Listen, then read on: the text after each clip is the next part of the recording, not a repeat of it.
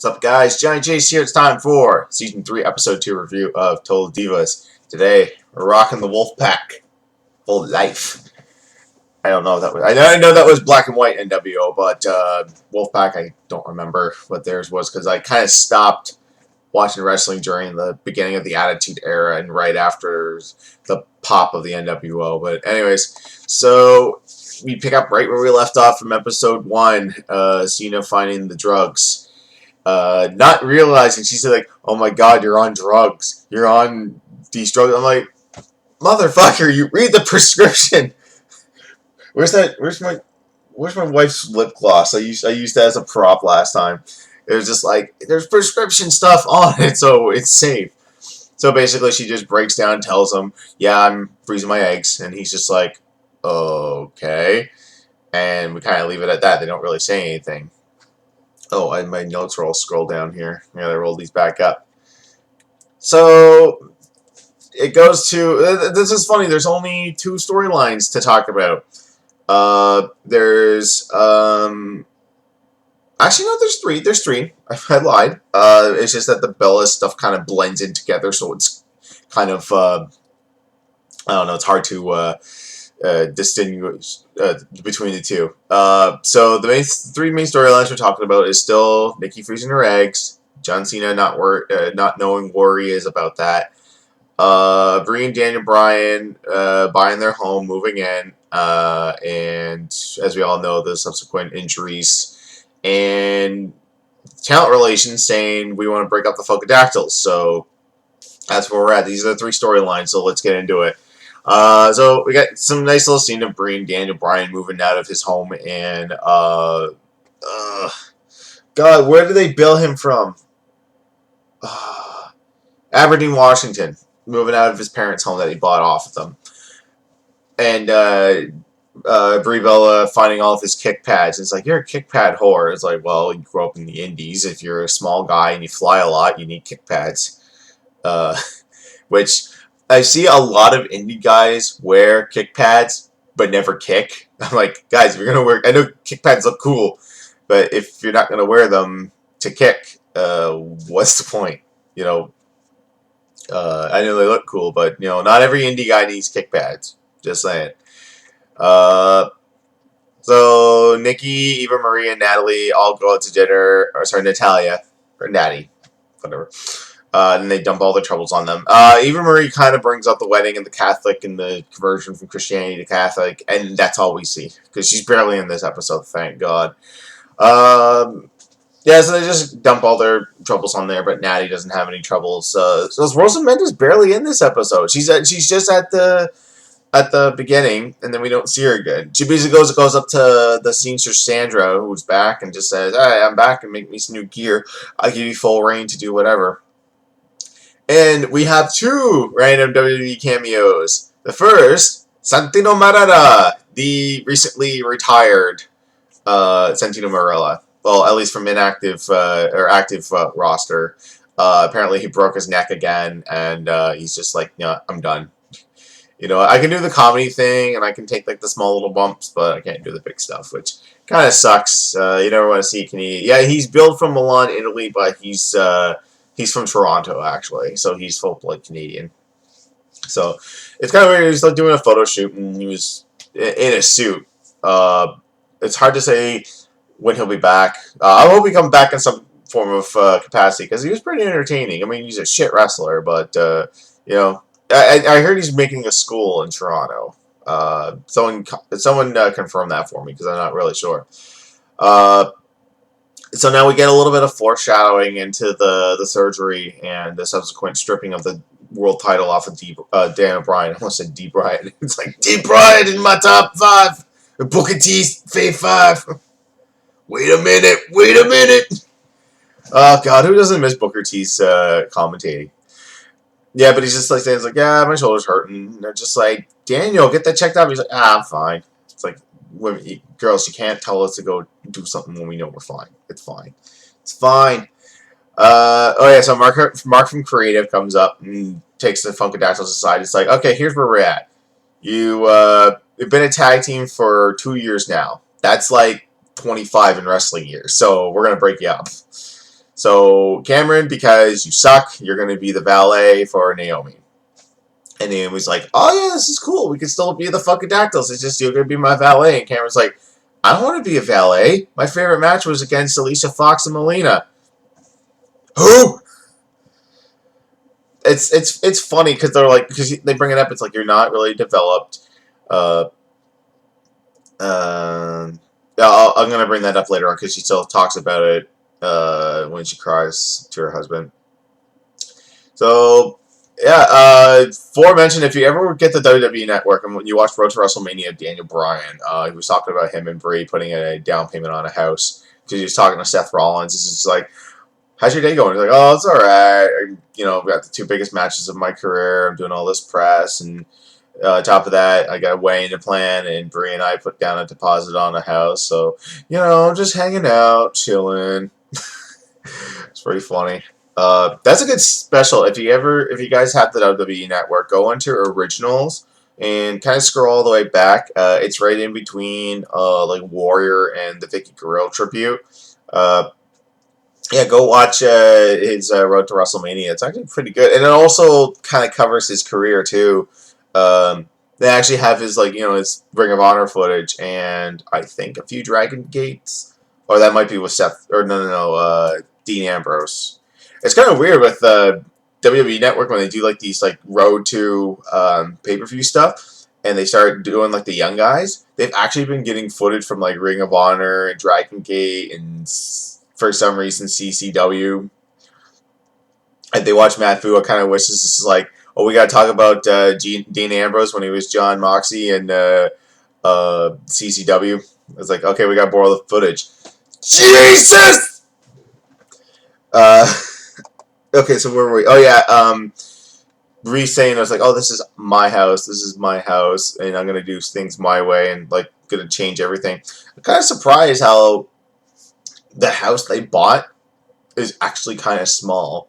I mean, you look at a guy like Cena, and, you know, he makes, you know, like, millions of dollars a year just by wrestling alone, and then his merchandise sales and all that, and he's got this giant mansion. And then Daniel Bryan's slowly gotten up to that, and, you know, Brie, I don't know what she makes, but she's got to be making more than most divas, just because of their gimmick being, you know, twins and all that.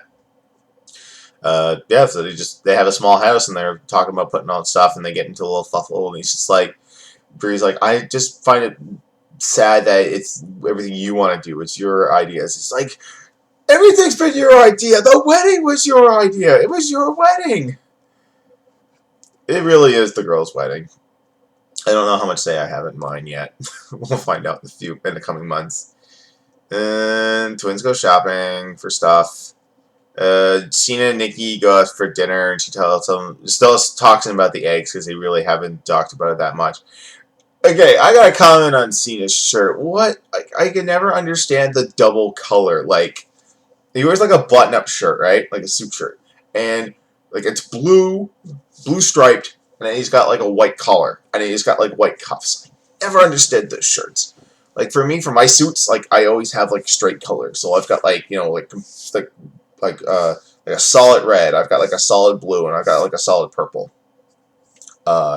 Oddly enough, I don't have any white shirts anymore. I really need to get those because those look better with black suits, but like I like mixing it up a little bit.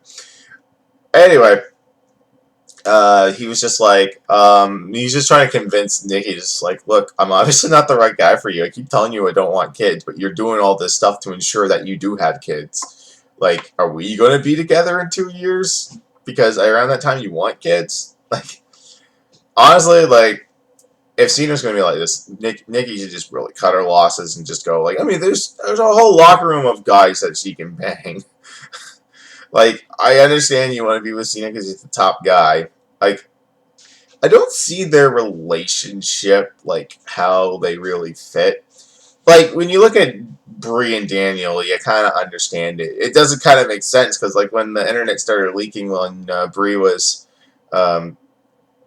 Brie and Nikki were out and they, you know, saw the pictures, it's like Dana, Bryan, and Nikki or Brie are dating. You're like, what?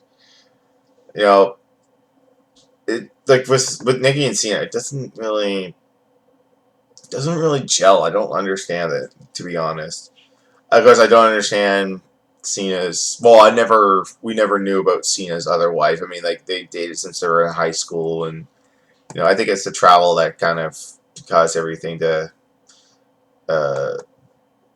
to cause a rift. Nikki also offers to stop the process. She's like, if you told me to stop doing it, I would. And then they kind of just left it at that. I wrote here, oh, it's cute. Cameron thinks she can sing. So I guess Cameron's still doing the singing thing. She's recording songs, whatever. And they're just talking about how she doesn't want to be a valet. She wants to be a wrestler. And you know what? Good for her. She's acknowledging that she sucks and she wants to get better. And they brought it up that she is lucky that she got in developmental as long as she did and brought up to the main roster, because here's the quick backstory on Cameron, or Ariane. She was in the reboot of Tough Enough, which I really want them to bring back, but apparently because of the drop in stock and man losing so much money and firing so many people, it's not in the budget to do right now. It sucks because Austin said he is ready to go for another season. He wants another season of this show. And it was a good season. Like, why is that not on the net? Here's the thing. WWE, if you're watching it, anyone who's running the WWE network, I don't know if you have to get that from the reins of MTV, but we need to get those Tough Enough seasons on the network, and including the one that was on USA prior to Raw. Because those were some good TV. That was good TV. Plus, you get to see, like, some of the guys that didn't make it, that did make it. I mean, you get the first season, you had Maven who won, who was just a fucking bore. I hated him so much.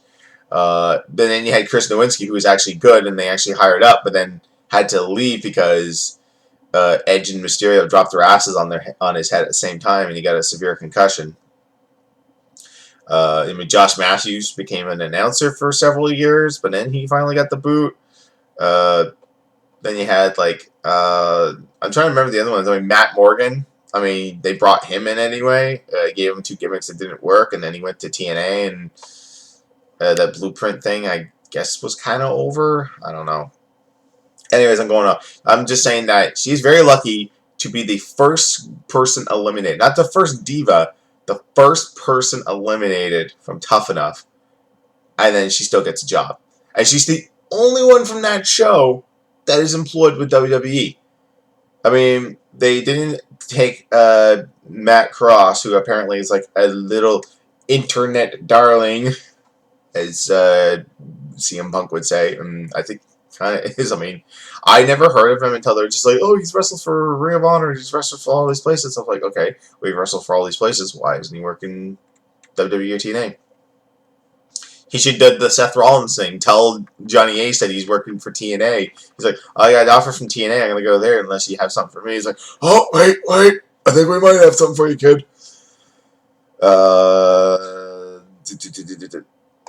Yeah, like, nobody from there. I mean,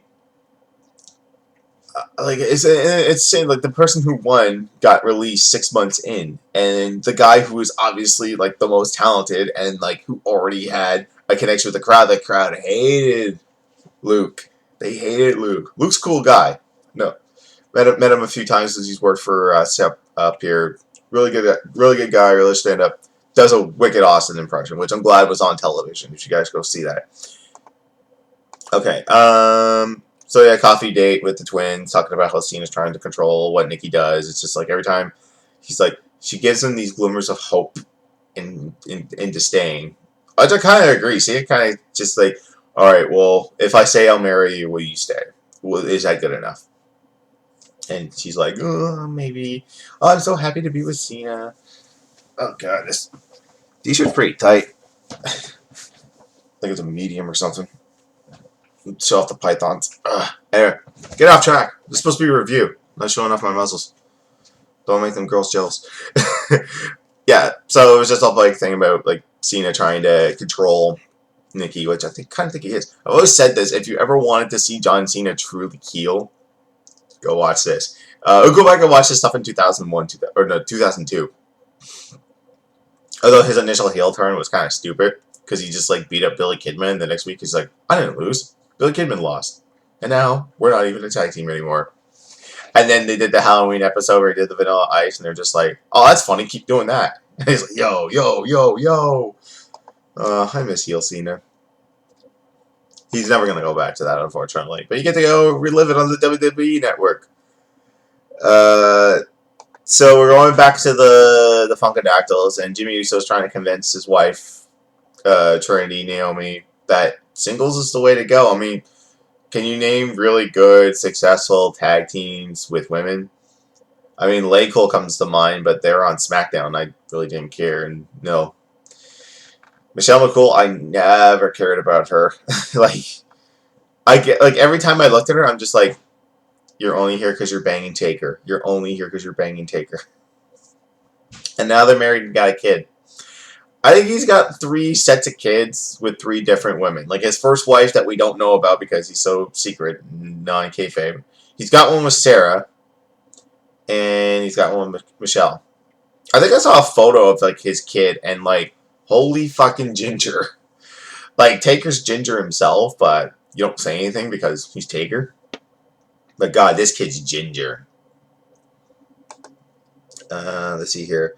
Okay, so Brie gets home, and Daniel Bryan's not packing anything because he said he got MRI and he's going to need the neck surgery. And like WWE always blames it on Kane doing the tombstone on the. I'm just like, I said it last week. I always love it when they take a clip and says, "This is what caused the injury." Like with Orton on to Cena, he did the RKO, and like that's what tore his pectoral. It's like, no, it was Mr. Kennedy and Cena botching. No, it was Cena who botched the arm drag. I'm trying to remember who did that. It's almost like because nobody blames anything on Kevin Nash when he tore his quad. He just like he big boot someone, he ran to the corner, then he dropped. He's just like, oh my quad. If anyone ever wondered why everyone keeps making those quad jokes, that's why. Because, you know, people who have torn their quads, it's like, it's so comical. Not really comical, I mean, it's sad, but it's for the dumbest things. Like, Triple H, he blew his first one when he broke up the walls of Jericho. He blew his second one just doing a spine buster. Nash broke his while walking. Vince McMahon blew his out leaping into the ring after the Royal Rumble. And then he just sat there and he was just like not breaking character. And the guy's like, Batista won. No, John Cena won. He's just like, damn it, restart the match.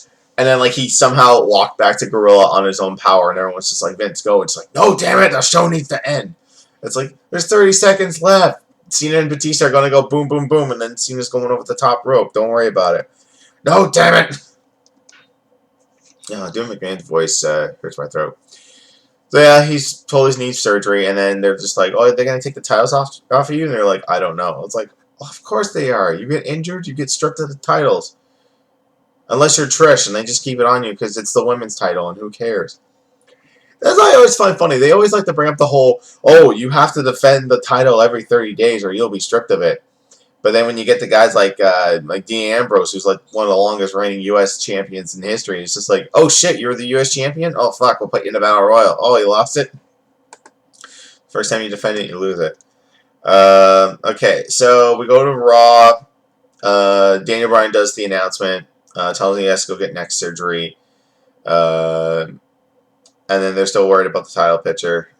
So, because they asked, it's like, oh, what about the titles? It's like, oh, depending on the length of time, like, we can keep this off you and milk this. Which they'll do, you'll see in future episodes.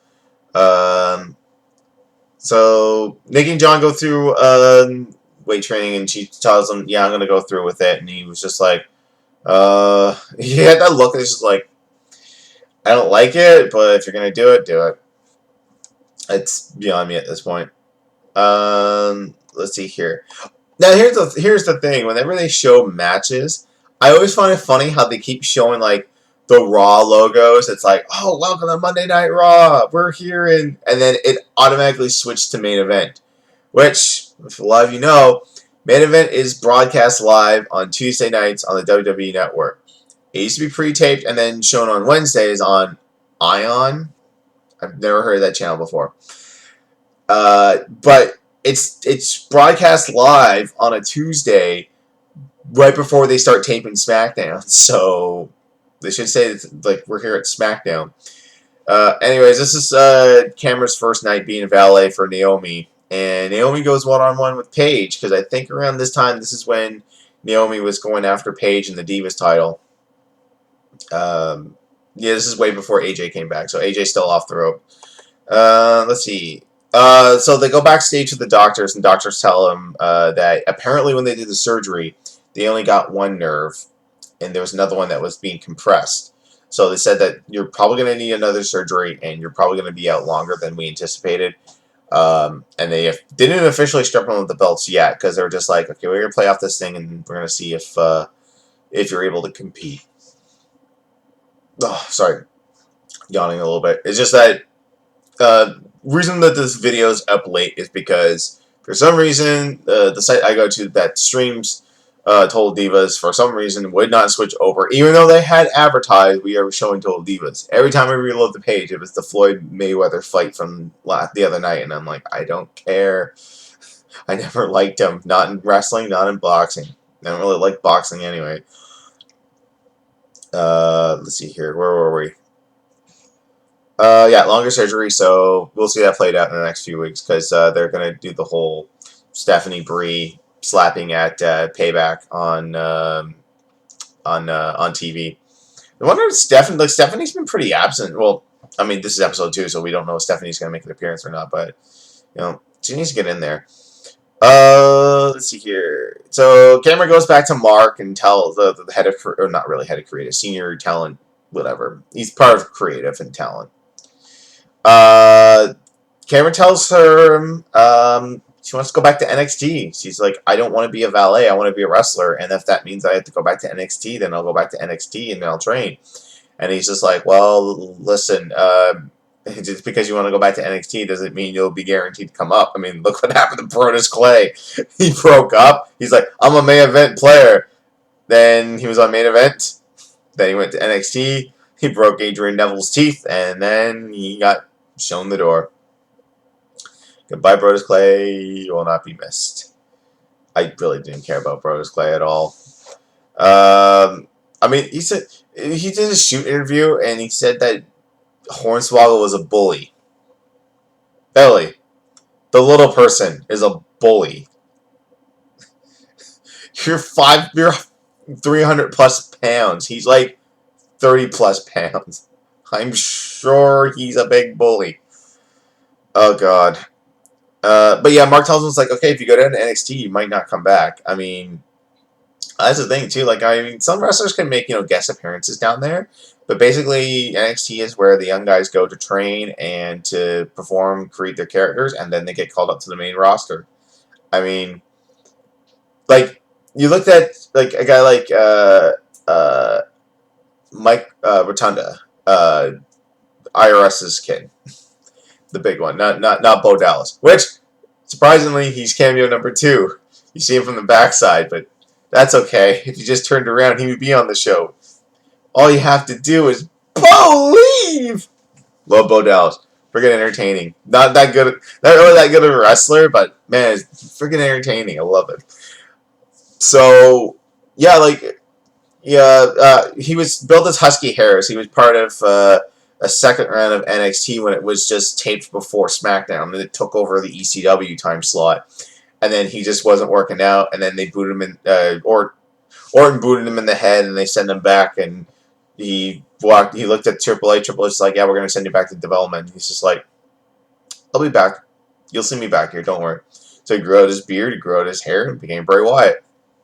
I mean, it's not that bad of a deal. Like, if she went back and reinvented herself, and she's got plenty of people to teach her how to be a good wrestler. I mean, God, look at the divas that are down there. You got Sasha Banks. You've got the daughter of the Nature Boy, Charlotte.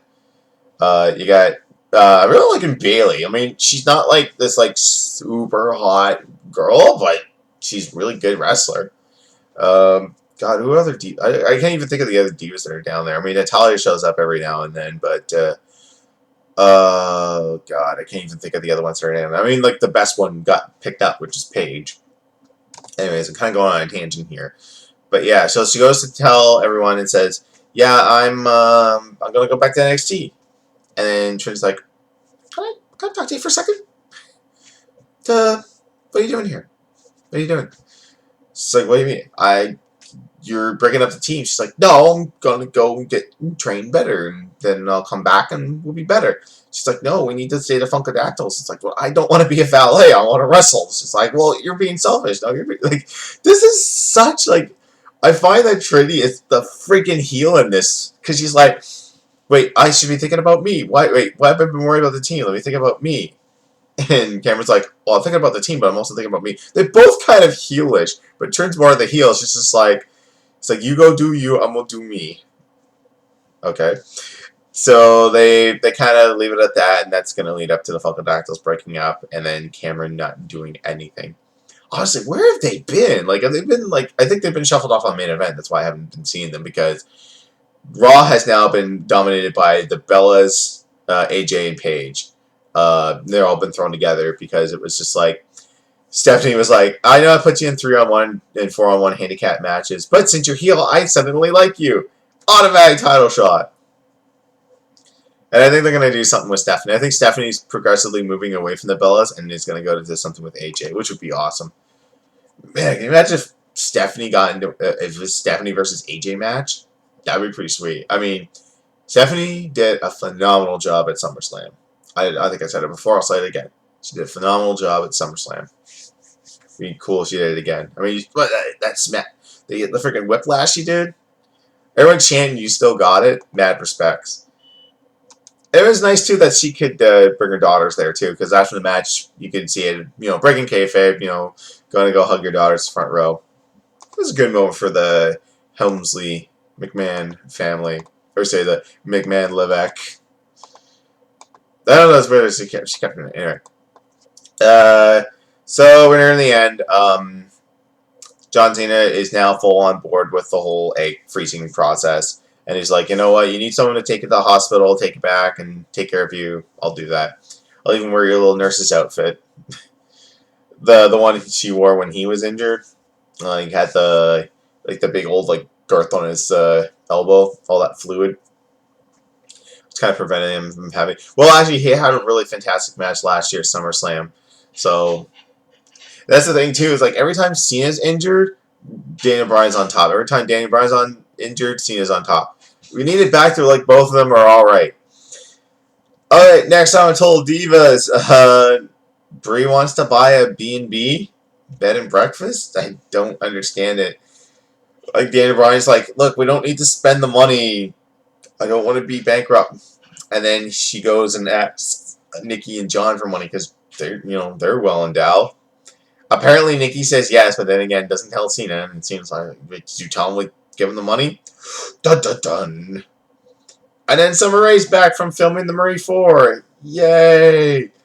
And it goes right into the Natty pulls the car over the side of the beaten path and pulls her out and starts beating her up.